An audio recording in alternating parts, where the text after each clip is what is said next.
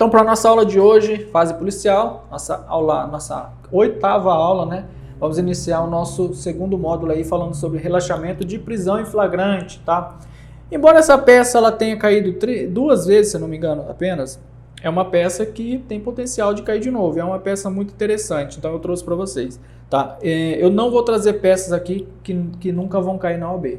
Você já viu aqueles cursos? Esses cursos que é de plataforma maior, geralmente eles colocam aquele monte de aula, né? Coloca aquele monte de aula de direito penal, um monte de aula de processo penal, depois um monte de aula sobre todas as peças. Isso é uma perda de tempo terrível para o aluno fica perdido, não sabe o que estudar. Aqui eu vou trazer para você só o que vai cair na OAB, e se ainda não caiu, o que tenha a probabilidade para cair, tá? Porque eu não vou colocar aqui para vocês habeas corpus, eu não vou colocar aqui para vocês recurso extraordinário, recurso especial, embargo de declaração, porque essas peças não vão cair, mandado de segurança não vão cair, é peça que não vai cair, tá? Pode me cobrar depois se cair essas peças na OAB, essas peças não vão cair nunca na OAB, nunca caiu e nunca vão cair, e isso tem um motivo, tá? E então, confie em mim que eu tô falando que essas peças não vão cair. Então, eu vou trazer para você as peças que caíram já na prova e as peças que ainda não caíram, que pode cair, porque é interessante cobrar do aluno aí, tá bom? Então, para nossa aula de hoje, nosso módulo 2, fase policial, estamos iniciando então relaxamento de prisão em flagrante. Deixa eu pôr minha canetinha aqui. E vamos lá. Primeira coisa, para ter um relaxamento de prisão em flagrante, precisa ter uma prisão em flagrante, correto? Correto. Então vamos lá. Então, dentro do período de 24 horas, efetiva prisão em flagrante, deve-se entregar a nota de culpa para o preso e encaminhar os autos de prisão em flagrante ao juiz competente, tá? Então, quando nós falamos em uma peça de relaxamento, aqui geralmente vai ter uma ilegalidade, geralmente não, precisa ter uma ilegalidade. Por quê? Porque a audiência de custódia, ela veio, né, ela foi regulamentada no nosso Código de Processo Penal, pelo pacote anticrime. Isso daqui, ela veio numa questão para regulamentar, porque antigamente não tinha. A audiência de custódia, ela era obrigatória, mas não tinha uma legislação, tá? Não tinha isso no Código de Processo Penal. Era através do Pacto de São José da Costa Rica. Então, na verdade, agora, isso aqui tem lá no Código Penal, e é lá no artigo 306, 307, isso aqui agora está regulamentado. Então, o examinador está cobrando mais isso, né? Quando vem isso aqui, ele cobra de você. Então, provavelmente, se isso cair numa peça, ele vai colocar que tem essa ilegalidade das 24 horas. Então, ele vai colocar alguma ilegalidade para você. E nas 2 peças que caíram, teve essa ilegalidade, tá? E algumas questões também, eles cobram essa ilegalidade de 24 horas. Então, você precisa ficar atento, tá? Você precisa ficar atento e eu vou alertar você e eu vou falando para você, tá certo? Então, vamos lá. Relaxamento de prisão em flagrante, ele tem ali como, é uma medida que, né, que o advogado utilizará em caso de constatação de ilegalidade da prisão. Então, se o examinador ele traz uma peça para você, e se o examinador quer que você faça um relaxamento de prisão em flagrante, ele vai trazer ali algumas nulidades, tá? Alguns aspectos ali que poderiam ser nulos, e também ilegalidade da prisão. Então, basicamente é isso. Então, basicamente, ó, na matéria processual, aqui, a matéria processual, o candidato ele vai desenvolver ali as teses, né, sobre ilegalidade da prisão, e você vai pedir alvará de soltura. Aqui você não entra no mérito. Vamos supor que ele narrou um caso lá onde que não tem, por exemplo, pode ser que o cara seja culpado, mas a forma que foi realizada a prisão é ilegal, então tem que relaxar a prisão, entendeu? É isso que quer dizer o relaxamento de prisão em flagrante, tá? Isso, você não vai entrar no aspecto do mérito, você não vai analisar a prova, você não vai analisar, por exemplo, prescrição, você não vai analisar, você não vai pedir, por exemplo, regime, você não vai pedir absolvição, você só vai pedir o alvará de soltura. Fala, juiz, prisão é legal, alvará de soltura, básica a peça, tá bom? Aí eu chamo, aqui eu falo mais um aspecto mais amplo, tá? Eu falo um aspecto, por exemplo, mais fechadinho ali, mais comum, os crimes comuns ali, furto, roubo, lesão corporal, estelionato, tá? Agora, aqui você precisa ficar atento, tá? Que é a lei de drogas. Lei de drogas. Então, no caso do crime de tráfico, o candidato poderá arguir a ilegalidade da prisão em flagrante com a fundamentação na ausência da materialidade de prova. Se for uma lei de drogas, por exemplo, ele vai colocar que o policial ali nas buscas, na intermediação ali, achou droga na rua. Então não tem como imputar essa droga a ele, entendeu? Então você vai pedir por falta de materialidade de prova, que na verdade eles encontraram fora, né, do corpo de delito.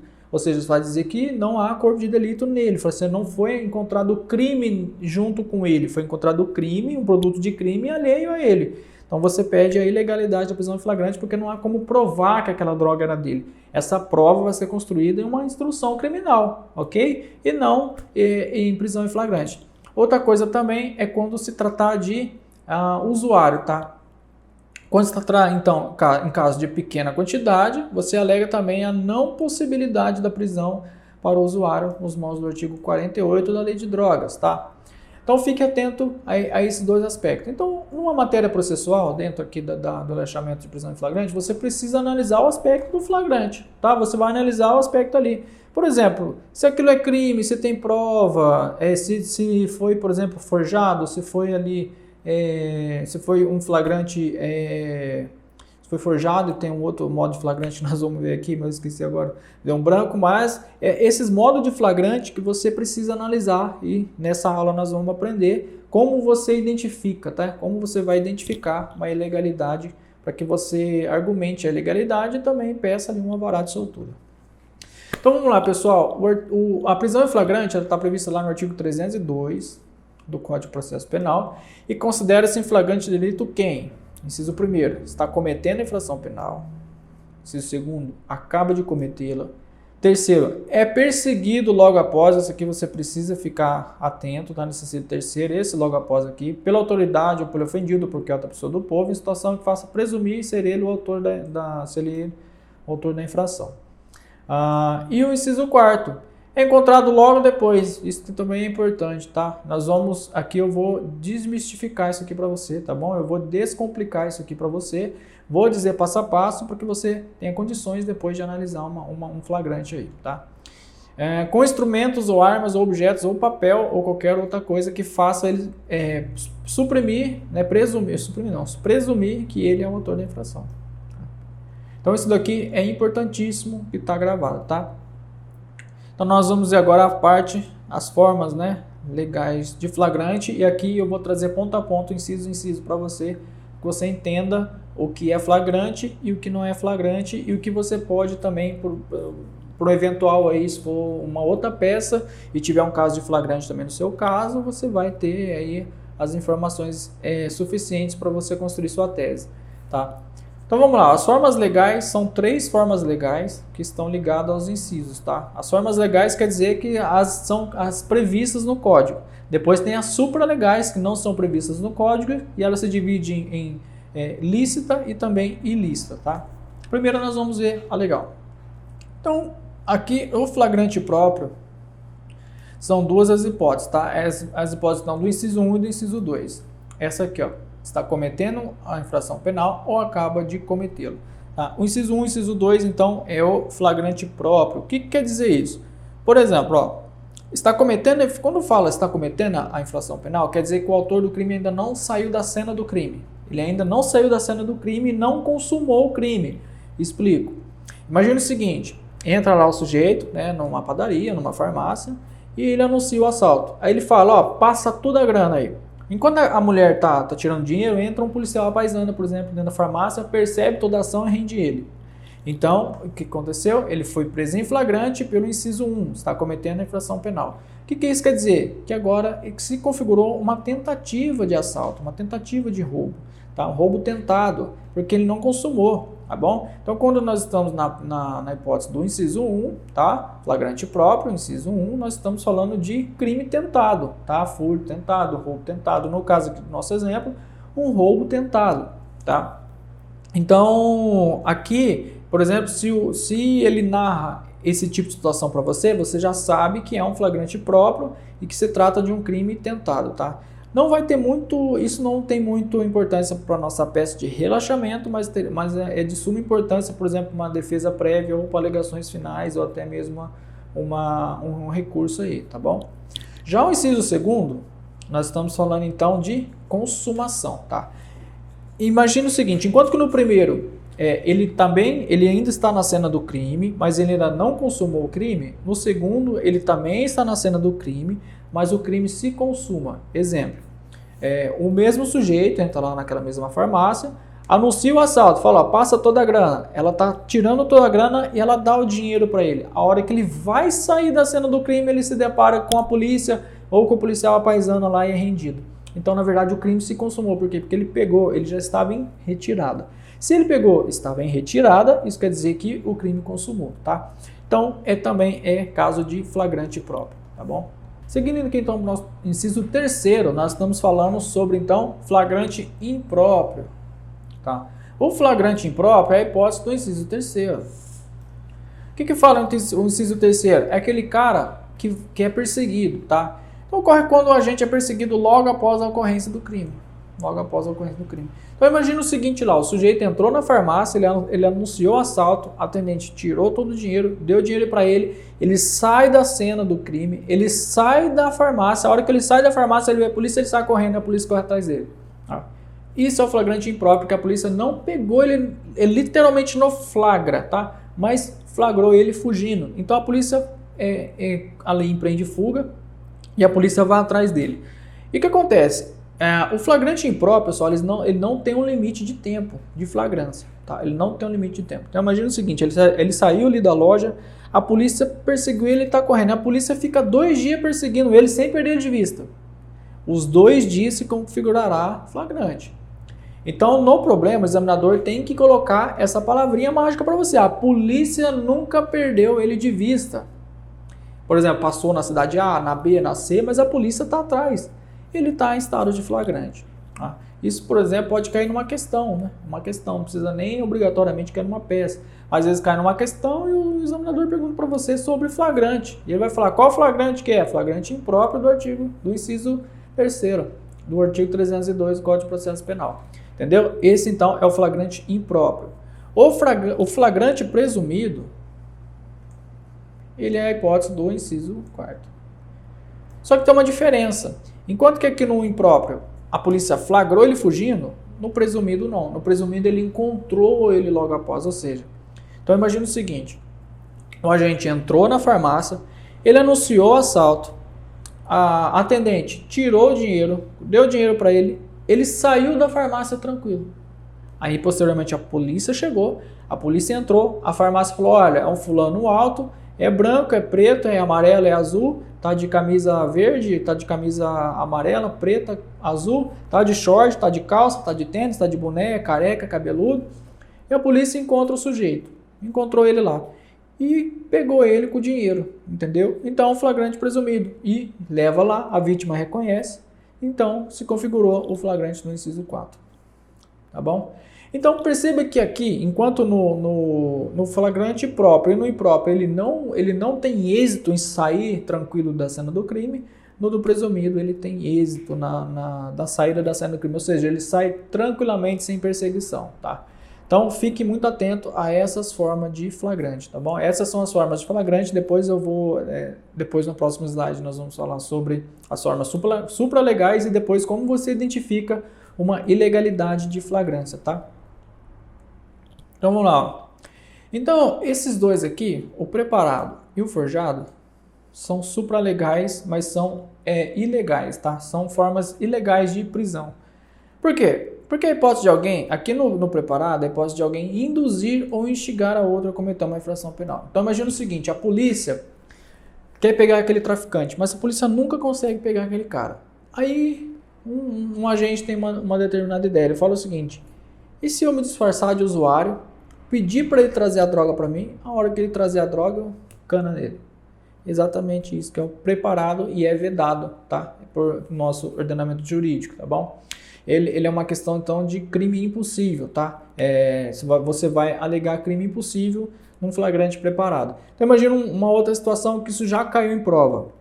O sujeito é ladrão de carro e a polícia está atrás dele há muito tempo. Só que ele só faz furto de carro específico. Ele não pratica roubo, ele só pratica furto. E é sempre carro importado. Então, a polícia vai lá, tem um carro importado lá no pátio da polícia e fala, vamos usar esse carro. Vai lá e deixa esse carro com chave no contato e fica lá esperando. e sabe que aquele sujeito passa ali naquele determinado local. Então o sujeito passando lá, ele olha para um lado, olha para o outro, entra no carro. A hora que ele vai dar partida no carro, a polícia vem e surpreende ele. Então a polícia preparou o terreno, entendeu? Perceba que a polícia preparou o terreno para o sujeito cometer o crime e para a polícia prender ele. Então essa forma de flagrante ela é ilegal.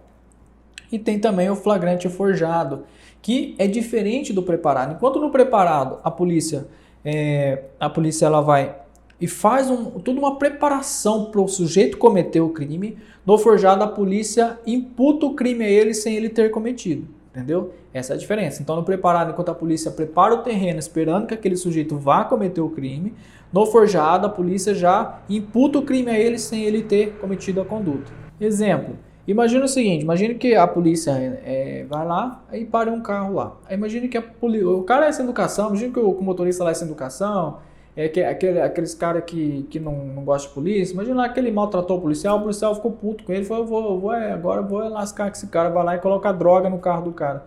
Aí nas buscas, a polícia acha a droga dentro do carro, fala, aqui a droga, ó, tá preso, vai responder, entendeu? Flagrante forjado, porque a polícia colocou droga dentro do carro.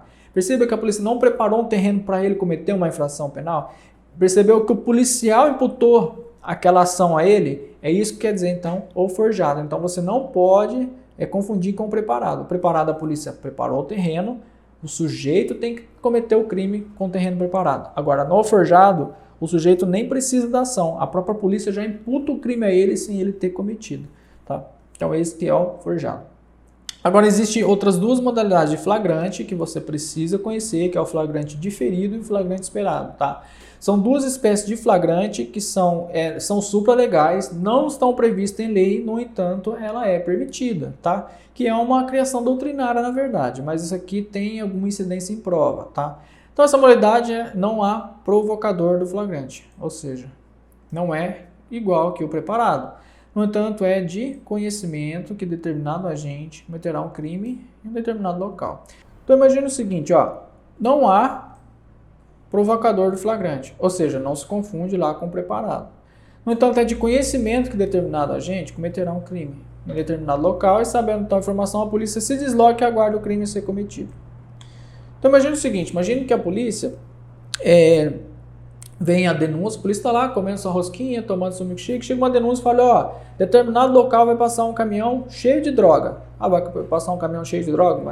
Vai, cheio de droga. Então, a polícia vai lá, e fala que vai descarregar em determinado local. Fala, esse caminhão vai descarregar lá no galpão do fulano. Fala, então beleza. A polícia vai lá e faz o aguardo. Chega lá nesse balcão, naquele determinado horário, e faz a espera. E fica esperando. A hora que o caminhão encosta, a hora que eles estão descarregando, a polícia vai lá e surpreende no flagrante. Esse é o flagrante esperado. A polícia esperou toda a ação, entendeu? A polícia esperou toda a ação acontecer para ela ir lá e aplicar o flagrante. Então essa é uma forma legal de flagrante, tá? Da mesma forma é o flagrante diferido, que é a hipótese onde a polícia, ao presenciar uma conduta criminosa, perceba que aqui, enquanto no esperado a polícia, por exemplo, tem um conhecimento, tem uma denúncia, ou tem uma investigação, aqui no flagrante a polícia vê, tá? Então imagina o seguinte, imagina que a polícia tá lá fazendo a ronda e ela percebe aquele moleque vendendo droga. Aí você fala, a polícia olha e fala, ó, aquele moleque tá vendendo droga. Fala, só que a polícia pergunta com você, fala assim, mas não, onde que ele tá pegando essa droga? Eu falo, não sei, eu acho que alguém tá trazendo para ele, então vamos esperar, entendeu? Vamos esperar. Vamos observar toda a ação e se a gente presenciar alguém trazendo droga, a gente vai lá e surpreende os dois. Então perceba o seguinte, enquanto que no flagrante esperado a polícia tem um conhecimento e ela espera o crime acontecer para dar o flagrante, aqui no diferido a conduta criminosa já está acontecendo, mas a polícia espera ali para tentar prender mais pessoas, ou para tentar ver o movimento, ou para tentar prender um traficante maior, tá? Então essas duas formas, flagrante esperado e flagrante diferido, são formas legais, tá? São formas lícitas, tá bom? São formas lícitas de flagrante, tá bom? Enquanto no flagrante preparado e forjado são ilegais, tá certo? Então vamos lá. Como detectar então uma ilegalidade da prisão em flagrante? Então existe basicamente aqui cinco módulos que você precisa observar para que você encontre então a ilegalidade da prisão. No estado de flagrância se verifica quando preenchidos uma das hipóteses do inciso 302.